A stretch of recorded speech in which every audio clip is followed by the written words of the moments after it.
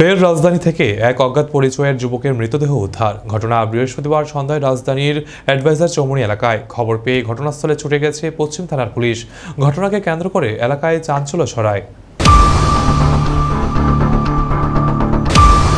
রাজধানীতে আবারও এক অজ্ঞাত পরিচয় যুবকের মৃতদেহ উদ্ধার। এবারের ঘটনা রাজধানীর পশ্চিম থানাধীন অ্যাডভাইজার চৌমুহনী এলাকায়। অ্যাডভাইজার চৌমুহনী নর্মদার পাশে এক যুবককে রাস্তায় পড়ে থাকতে দেখতে পান স্থানীয়রা। তারা বিষয়টি পশ্চিম থানায় জানান। খবর পেয়ে পশ্চিম থানার পুলিশ ঘটনাস্থলে পৌঁছায় এবং পুলিশ মৃতদেহ উদ্ধার করে ময়নাতদন্তের জন্য ত্রিবি হাসপাতালের মর্গে নিয়ে যায়।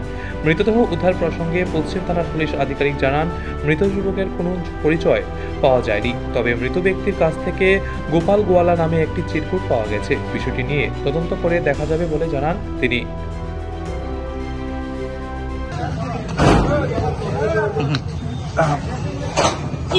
আমি পশ্চিম থানার থেকে কামেশ্বরা গোবিন্দ সিনহা একটা খবর পাইছি, একটা আননোন বডি একটা এখানে আনকনসাস অবস্থায় যে ড্রেনের ইয়ের মধ্যে রাস্তার কিনারে পড়ে রয়েছে, ড্রেনের উপরে। ওখানে দেখছি ওখানে আনকনসাস অবস্থা আমরা জিজ্ঞেস করে নিয়ে যাচ্ছি। কয়টা নাগাদ খবর পাইছে? 4টার দিকে। 4টা নাগাদ।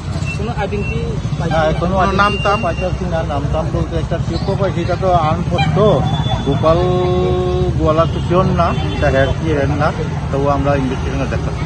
আই কার্ড গুলো আছে না, কিছু পাইছি কিছু নাই। না এখানে কই নিয়ে যাবে? জিবি হাসপাতালে। জিবি। পুলিশ একটি অস্বাভাবিক মৃত্যুর মামলা হাতে নিয়ে ঘটনার তদন্ত শুরু করেছে।